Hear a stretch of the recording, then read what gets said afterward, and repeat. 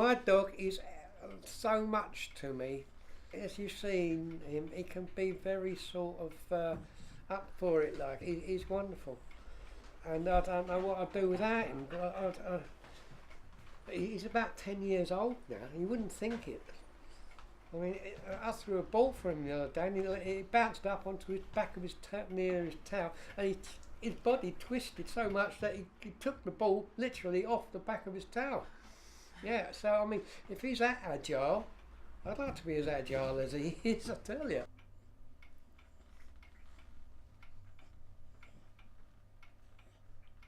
I was taken to a place where there's a lot of old people, and it's kind of Fred died last week. I did not want to join anything like that. You could get a meal there for about £2.50 and a cup of tea. My wife used to pile my plate up about this high. I used to joke about it at work. One of the jokes was, if my pie was upside down in the gravy, I knew she'd burnt it. Yeah, I would love to live in a small village or something where everybody knows everybody else. It's just that people annoy me. They sweep the rubbish out of the house. So this a woman, she's sweeping the rubbish out of the garden. Outside the gate, that was it. Left it on the path. I mean, it's outside her house, and it's a load of rubbish. And she just swept it there. And as far as she's concerned, it's off of her property. And that's the way that people are nowadays. I wish we could be. I mean, look at it. I mean, it's an eyesore, isn't it?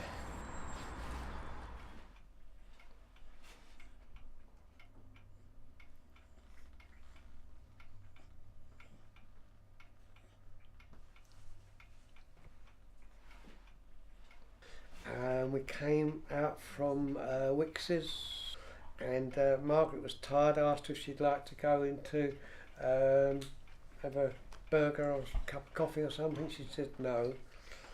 And I turned out of the turn-in and I headed towards the traffic lights and saw a green light, and that's it. After that, nothing. I don't remember anything. I only remember that green light. And Margaret said to me what happened when she came to. She'd hit her head on the windscreen because she didn't wear a belt, because she said she got bad heart, and anything she had a big jolt or something might bring on a heart attack or something So she didn't have a belt on, and somebody hit me from the side. We got to the hospital, and it was all sort of iffy, like I said. They didn't seem to know where she was and things like this. I mean, it was absolute chaos in there. But they was telling me that she'd had breakfast. Now, Margaret didn't have breakfast normally, but I didn't think anything of it, because being in hospital, sometimes you just do as you're told, don't you?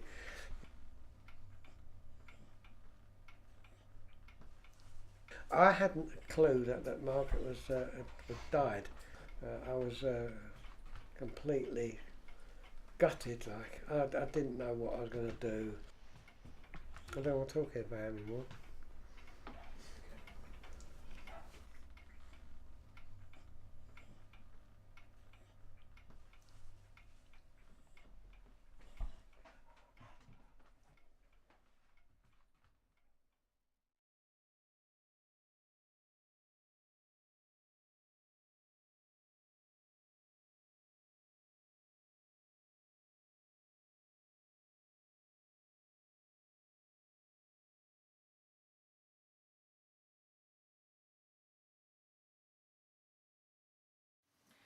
And skiving, they call it, basically.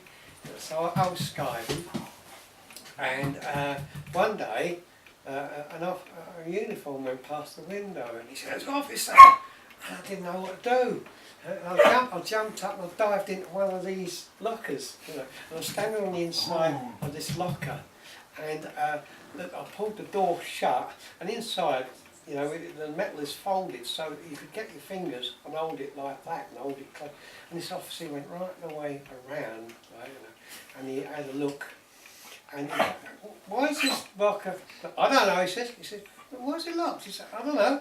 He says, he's pulling on the door and I'm sweating buckets there, like, you know, and I'm on the inside holding these two bits of it together like that. If that had flown open, I don't know what I would have done like that. But that was like one of the funny sort of silly things that you do. Like, you know.